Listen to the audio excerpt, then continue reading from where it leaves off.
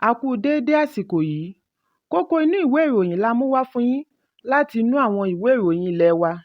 Orúkọ tèmi ni Ọmọgbémisọ́lá ọmọ Alọ́gọ̀madẹ̀.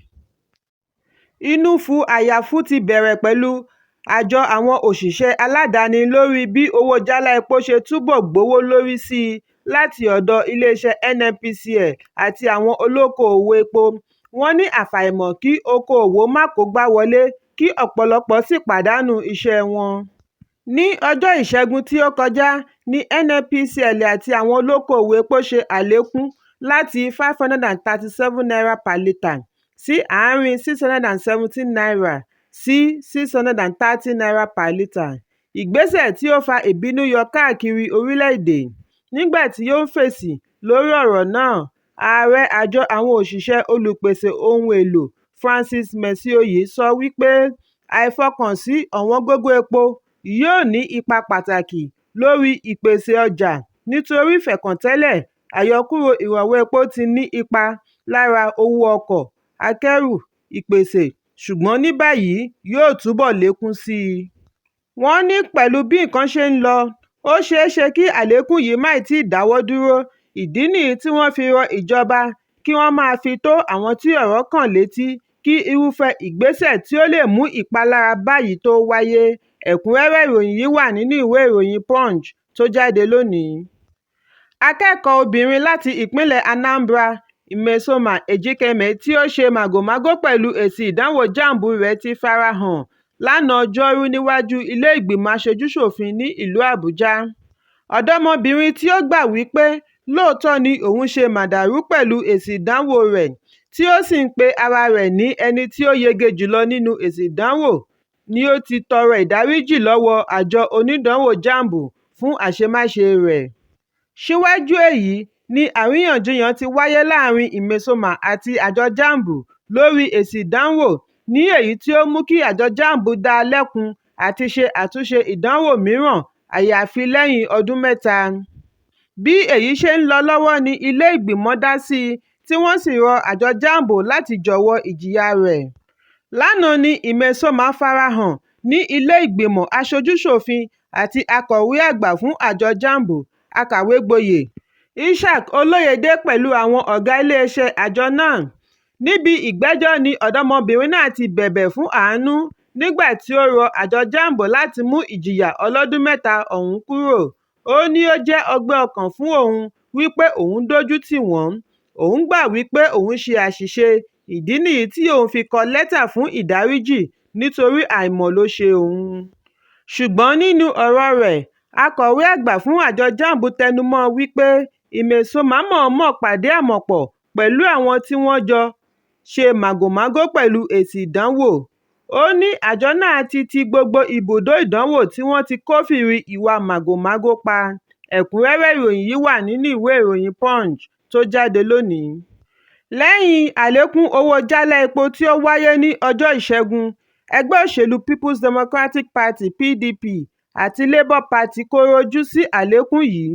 Wọ́n ṣe àpèjúwe rẹ̀ gẹ́gẹ́ bí ìgbésẹ̀ tí ó lè fa ìbínú yọ láti ọ̀dọ̀ ìjọba òṣèlú All Progressives Congress (APC) sí ọmọ orílẹ̀-èdè Nàìjíríà.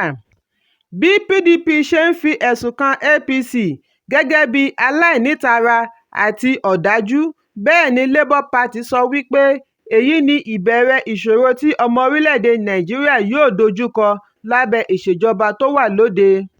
Bákan náà ni agbẹjọ́rò ajàfẹ́tọ̀ọ́ ọmọnìyàn àgbà amòfin Fẹ́mi Fálànà náà tẹnumọ́ lánàá wípé wọ́n gbọ́dọ̀ dá iléeṣẹ́ NNPCL lọ́wọ́ kọ́ nípa ṣíṣe àgbékalẹ̀ iye owó jálá epo lórílẹ̀-èdè.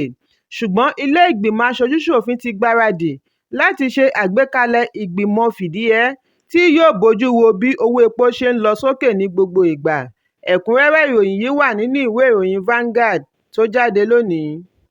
Àwọn oníṣòwò kan pẹ̀lú àwọn oníbàárà wọn ní orí kó yọ lọ́wọ́ ikú lánàá Ọjọ́rú ní ọjà ìgbàlódé Ẹ̀kẹ́-Ọ̀hà ní ìlú Aba, ìpínlẹ̀ Abia, nígbà tí apá kan àwọn ṣọ́ọ̀bù náà déédé dà wó.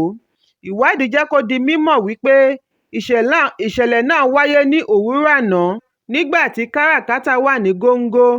Bí ó tilẹ̀ jẹ́ wípé ẹ̀mí kankan ò ṣòfò, ọjà tí iye rẹ̀ wọ ọ̀pọ̀lọpọ̀ mílíọ̀nù náírà ni ó ṣègbè. Oníṣòwò kan tí ó pe orúkọ ara rẹ̀ ní Ifeoma sọ wípé òun wá sí ọjà yìí láti wá ra ohun èlò.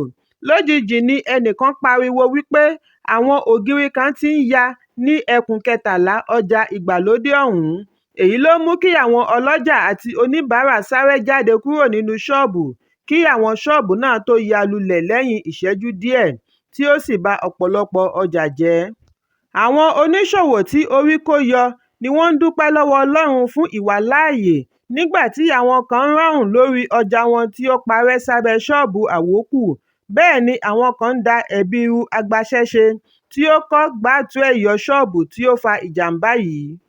Nínú ìfèsì sí ìṣẹ̀lẹ̀ náà, Gómìnà Alex Otti bá àwọn oníṣòwò náà kẹ́dùn lórí ìṣẹ̀lẹ̀ ọ̀hún nígbà tí ó taari Kọmíṣánná fún Ìròyìn àti Àṣà, Òkè Kánú, àti amúgbálẹ́gbẹ̀ẹ́ rẹ̀ lórí ìsọdọ̀tun Aba, Uche Ukeje, láti ṣe àyẹ̀wò ojú ẹsẹ̀ síbi ìṣẹ̀lẹ̀ náà. Otti nínú àlàyé rẹ̀, tí Akọ̀wé àgbà Kezi Ukor bu ọwọ́ lù, dá ẹ̀bi ìṣẹ̀lẹ̀ náà ru ojúkòkòrò àwọn òṣìṣẹ́ ìjọba àná fún ìpínlẹ̀ náà, látàrí wípé wọ́n kọ́ àlékún ilé sórí àjà ilé ìtajà yìí láì wo àtúbọ̀tán rẹ̀. Ní báyìí, gómìnà ti pàṣẹ kí wọ́n gbégi dí ṣọ́ọ̀bù àwókù ọ̀hún kí wọ́n sì ṣe ìdánwò àrídájú sórí àwọn ṣọ́ọ̀bù tó kù nínú ọjà náà.